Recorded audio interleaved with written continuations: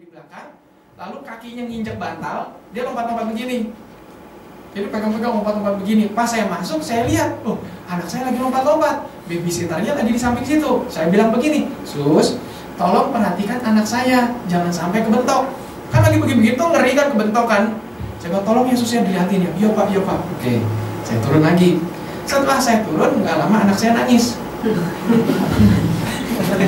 Nah kalau ini yang ibu-ibu apalagi atau yang bapak-bapak yang sudah punya anak pasti ngerti. Tangis anak kita itu kan beda-beda. Kalau tangis oktavnya tinggi, itu kan pasti sesuatu yang sakit terjadi. Kalau lebih rendah ya, levelnya sakitnya nggak sesakit yang lebih tinggi, ya kan? Nah ini levelnya tuh oktavnya tinggi.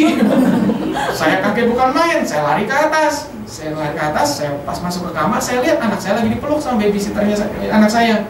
Saya bilang begini, Sus, kenapa Sus? Susnya udah bernegatif thinking tuh. Udah kebentok kah? Kemana kah? Jatuh kah? Apakah? Kakinya kepelintir kah? Kalau saya tanya, Sus, kenapa Sus? Iya Pak, kebentok. Karena saya orangnya cukup detail, saya tanya, kebentoknya di mana Sus? Bibir Pak. Bibir atas, bibir bawah. Lalu dia bilang, iya Pak, bibir yang atas. Langsung saya ambil anak saya lihat, benar bibir atasnya jontor. Bapak Ibu masih ingat ya jontor itu apa ya? Setelah saya, waduh benar bibir anak saya jontor, membengkak begitu. Setelah itu saya peluk-peluk, saya tenangin. Setelah dia tenang, akhirnya dia capek, dia tidur sebentar. Saya udahlah nggak apa-apa deh, habis bangun tidur baru mandi deh. Setelah itu saya langsung mandi ke kamar mandi, pakai shower begitu. Dalam kondisi shower itu, saya sempat menggerutu kepada Tuhan. Saya bilang begini kepada Tuhan, Tuhan, kenapa sih Engkau tega anak kecil seperti itu yang belum bikin dosa, belum bikin salah apapun? Kenapa sih Engkau izinkan sakit seperti itu kebentok? Sampai jontor seperti itu, kenapa sih Tuhan? Lalu saya bilang lagi begini, Tuhan boleh nggak? Saya negosiasi sama Tuhan seperti Musa. Tuhan boleh nggak? Lain kali, kalau anak saya mau kenapa-napa, biar saya aja deh yang gantiin. Kan saya bapaknya lebih kuat kan. Paling kalau misalnya lain kali mau kebentok nih, mau jontor, udah Tuhan anak saya kebentok nggak apa-apa, tapi yang sakit yang jontor saya aja. Kan anak saya kalau jontor kan nangis kalang kabut begitu kan, sampai teriakannya seluruh rumah menggema. Sampai kita bingung, saya kelabakan, istri saya juga kelabakan. Saya bilang sama Tuhan, Tuhan lain kali boleh nggak? Kalau misalnya yang jontor itu saya, kan saya paling-paling kan cuman kesakitan tapi kan nggak nangis kan, seisi rumah nggak kelabakan. Saya ngomong begitu, Tuhan, atau misalnya nanti kenapa-napa, anak saya mau panas, mau sakit, saya aja deh yang gantiin deh.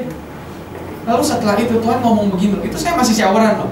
Lagi shower begitu sambil menggerutu-gerutu, kesel-kesel sama Tuhan.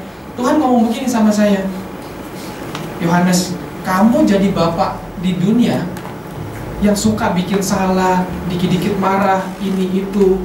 Kamu yang seperti itu saja mau menggantikan anakmu. Makanya aku mati 2000 tahun yang lalu buat kamu di atas kayu salib. Aturan kamu yang harus tergantung di situ. Tapi karena aku sayang sama kamu, makanya aku yang mati. Jadi saya langsung saat itu pikir, saya aja loh mau gantiin anak saya jontor. Ini Tuhan mau mati buat kita, supaya sebenarnya saya yang harus tergantung di kayu salib itu. Saya yang harusnya disesah, saya yang harusnya dipakaikan mahkota duri, saya yang harusnya difitnah, diludahi. Tapi Tuhan mau menggantikannya buat saya. Sekarang kita bahasakan buat diri kita sendiri. Itulah makanya arti Paskah itu. Setelah saat itu, saya pikir-pikir, waduh itu terjadi KKR buat diri saya sendiri di kamar mandi. Tanpa doa pembukaan, tanpa persembahan. Terjadi KKR di kamar mandi, di mana saya saat itu sadar, waduh saya yang bapak seperti ini mau menggantikan anak saya. Maka dari itu bapak kita yang di sorga itu mau menggantikan kita. Maka dari itu momen Paskah seperti ini saya mau sampaikan kepada kita semua bahwa cinta Tuhan kepada kita itu sangat-sangat besar sekali. Oleh sebab itu kita pun juga balas cinta Tuhan ini. Setia iring Tuhan, terus iring Tuhan, rajin beribadah, usahakan lakukan apa yang menyenangkan hati Tuhan. Inilah tugas kita sebagai anak-anaknya supaya kita bisa menyenangkan hati Bapa kita. Perbaiki hubungan kita terus sama Tuhan. Kalau Tuhan, roh Tuhan bersemayam di hati kita, saya percaya 3 hal tadi akan dipulihkan. Hubungan kita sama Tuhan akan dipulihkan, hubungan kita dengan sesama akan dipulihkan, hubungan kita dengan alam pun akan pasti dipulihkan. Maka dari itu nggak aneh, setelah di akhir zaman ini bencana alam terus terjadi. Saya baca Kompas beberapa waktu lalu di Jakarta. Kompas itu sempat bikin survei kecil-kecilan, dia simpulkan begini. Kompas itu bagian litbangnya, penelitian dan pengembangannya. Mereka survei dalam 10 tahun ini, itu peningkatan jumlah jumlah frekuensi bencana alam itu makin lama makin banyak. Nggak seperti 10 tahun yang lalu, frekuensi itu jarang, misalnya setahun hanya berapa bencana alam. Tapi setelah sekarang, tahun 2011 kemarin, itu makin sering frekuensinya. Entah bencana alam, gempa atau apa, banjir segala macam, itu frekuensi makin dekat, makin cepat. Nah, di situ saat itu saya makin sadar, gara-gara apa? Khususnya orang Indonesia, hubungan kita orang Indonesia sama alam itu udah rusak banget. Orang Indonesia nggak pernah menghargai lingkungan, semua hutan ditebang, sampah-sampah dibuang dimanapun. Saya sedih banget loh, setelah lihat di Kelapa Gading, kompleks rumah saya di Jakarta Utara, itu mobil-mobil elit semuanya, mobil-mobil yang mahal, harganya udah 700 juta ke atas.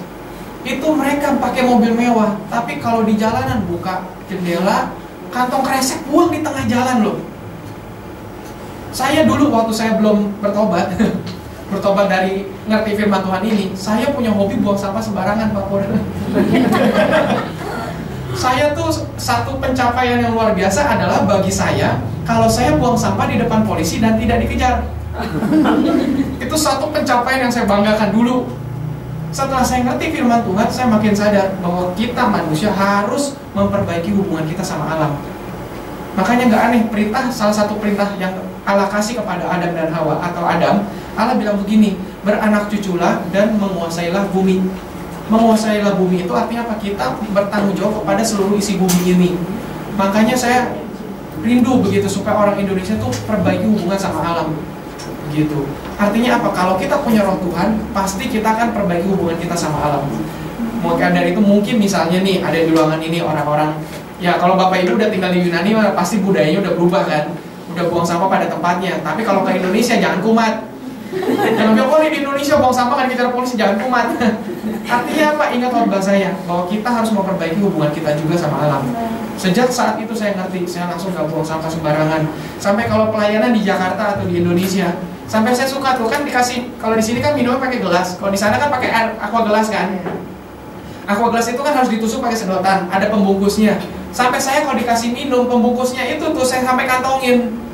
Kenapa? Kalau saya taruh di kursi, takut-takut nanti OB-nya nggak teliti, sampai ketinggalan. Sampai saya pikir ke sana, saya taruh di kantong. Sampai kalau di rumah pembantu suka bilang, Bapak tuh kerjaannya kalau habis pelayanan suka bawa sampah di kantong, ada sampah tisu atau apa. Kebiasaan begitu. Kenapa? Karena saya sampai lupa mau buang di tong sampah. Artinya maksud ini bukan untuk menyombongkan diri, tapi artinya begini, kalau kita udah ngerti, punya roh Allah di dalam diri kita, kita tuh pasti mencintai semuanya. Mencintai Tuhan, mencintai sesama, dan mencintai alam. Nah ini harapannya di momen Paskah ini kita semua mengalami perubahan. Kan tadi lagu pujian sudah mengatakan apa? Aku meninggalkan cara hidupku yang lama. Dosa kita tinggalkan supaya hubungan kita sama Allah bisa dipulihkan. Hubungan kita dengan sesama bisa dipulihkan. Hubungan kita dengan alam pun bisa dipulihkan. Saya percaya kalau kita lakukan ini, pasti hidup kita akan diberkati Tuhan.